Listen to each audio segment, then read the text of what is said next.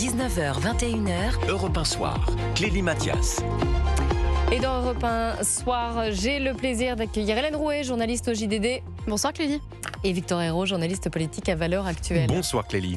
C'est un texte important, majeur, qui a été adopté aujourd'hui à l'Assemblée nationale en deuxième lecture. Alors, il n'a pas fini son chemin parlementaire, il n'est pas définitivement adopté, mais c'est quand même très important. Le texte sur ce qu'on a appelé les soins palliatifs, là, adopté à l'unanimité, le texte a toujours fait consensus. Et puis un autre qui crée un droit à l'aide à mourir. On en a longuement parlé dans la précédente heure avec Philippe Juvin, député Les Républicains, qui est également médecin. Alors il nous a donné son avis de médecin. Lui, quand il rentre dans la chambre d'un patient, c'était intéressant à écouter. J'aimerais avoir maintenant votre avis, déjà votre position sur ce texte. Est-ce que c'est une bascule? Est-ce que c'est une grave bascule pour la France, d'après vous, Hélène Rouet?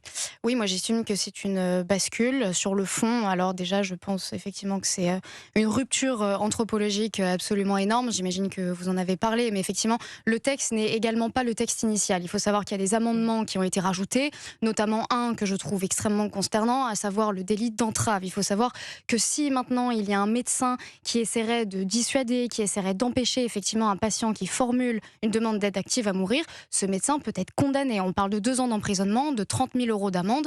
Effectivement, ce texte est beaucoup plus punitif que ce qu'on le croit. Ça, c'est pour le fond. Maintenant, même sur la forme, je n'arrive pas à comprendre pourquoi on veut aller aussi vite sur le texte. Et quand je dis on, c'est Yaël Braun-Pivet, donc qui est également maître notamment du calendrier de l'Assemblée nationale, Emmanuel Macron qui s'est déjà exprimé de nombreuses fois pour aller vraiment aller vite, si vous voulez, sur ce texte. Je ne comprends pas pourquoi un texte aussi majeur qui divise un nombre de Français colossal, je ne comprends pas pourquoi on veut aller aussi vite, alors que honnêtement, il y a vraiment beaucoup de projets de loi, beaucoup de propositions de loi qui sont en attente. Parlementaire est surchargé. Qui sont en attente. Oui. Non mais rien que là, si vous voulez, je suis en train de penser par exemple au projet de la justice que veut mettre Gérald Darmanin au Parlement. C'est un projet qui est absolument majeur, qui est pour une refonte de notre système judiciaire, qui est primordial. Là, en attendant, on n'est toujours pas sur le calendrier parlementaire. Victor Hérault. Alors, ma position très personnelle sur le cas de l'aide active à mourir, l'euthanasie, le suicide assisté, on l'appelle comme on veut selon les camps, est très mitigée. J'ai l'impression qu'il y a, comme pour l'avortement d'ailleurs, des positions qui sont très générales, qui peuvent être soit religieuses, motivées par des croyances religieuses ou par des croyances civilisationnelles. Par exemple, considérer que la médecine ne peut pas apporter la mort, que la mort n'est jamais un soulagement et que la médecine doit toujours pallier à la mort autant que faire se peut.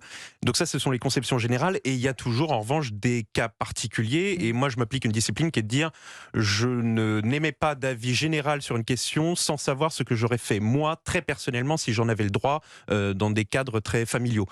C'est la discipline que je m'impose et pour l'avortement et pour l'aide active à mourir. Donc je n'ai pas d'avis tranché sur cette question. En revanche, je suis parfaitement d'accord avec Hélène sur le fait qu'on n'avait pas besoin de trancher aussi vite sur cette question-là. En tous les cas, pas dans ce contexte politique où il est extrêmement compliqué d'avoir un débat apaisé. C'est un débat, il y a effectivement une bascule civilisationnelle, ça faut le dire, qui peut être une bonne ou une mauvaise bascule selon ce qu'on considère. Mais je veux dire, c'est un débat qui mérite énormément d'attention. Or, le Parlement aujourd'hui n'a pas les regards de tous les Français, et ce débat-là encore moins. Pas toutes les oreilles ni tous les débats des Français. Or, c'est un débat majeur. Il aurait peut-être fallu repousser un petit peu l'agenda, attendre peut-être l'élection présidentielle, voir si la situation politique s'apaisera plus tard, voir si on pourra traiter cela au long cours plus tard. Oui, le reporter après. même. Oui, moi je pense qu'avant l'élection présidentielle, on ne peut pas avoir de débat au long cours sérieux sur quelque texte que ce soit. Je pense que là, c'est impossible. La priorité aujourd'hui, elle est vraiment sur les soins palliatifs. Et d'ailleurs, l'Assemblée l'a prouvé. Je veux dire, ils sont complètement unanimes sur le sujet. Unanimité pour complètement. Ce vote. Et donc, et les Français aussi. Donc effectivement, moi, à mon sens, la priorité. Absolument. Et c'est nécessaire d'ailleurs, parce qu'il faut absolument que la France améliore ses soins palliatifs de manière générale. Mais les soins palliatifs sont quelque chose de formidable en termes de santé. Il faut absolument qu'on mette l'accent là-dessus.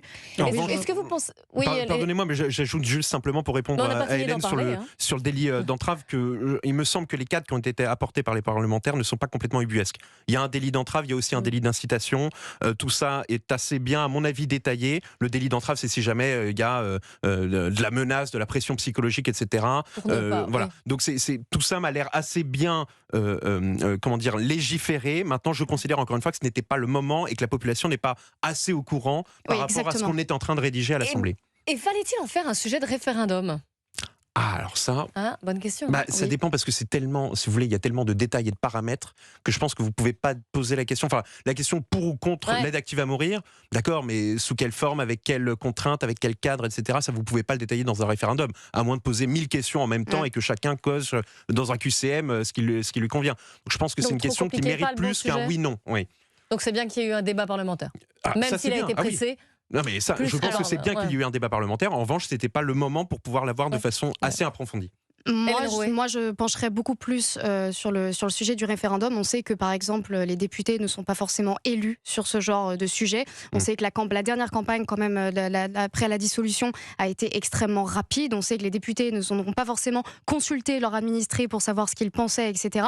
Donc, pour moi, c'est un débat qui doit vraiment se jouer, si vous voulez, plus dans la société civile qu'à l'Assemblée nationale. Moi, pour le coup, le référendum, je pense que c'est une très bonne chose. Je rejoins effectivement la complexité des questions. C'est très intéressant, ça, parce que quand on demande aux Français, à travers divers sondages, de ce qu'on comprend, des sondages généraux, quand on pose la simple question « Est-ce que vous êtes oui ou non pour une aide active à mourir ?», les Français ont l'air de dire en majorité que oui. Mais très intéressant, dans d'autres sondages, quand on pose des questions un petit peu plus complexes, c'est-à-dire si par exemple c'était un parent qui était dans cette situation-là, la réponse elle est plus du tout la même. Donc je rejoins Victor sur le fait que la pédagogie, à mon sens aujourd'hui sur ce sujet-là, n'a pas été suffisante. Et je pense vraiment que c'est un débat qui pour moi ne doit pas forcément se dérouler dans une assemblée aussi fracturée et aussi désorganisée que la nôtre.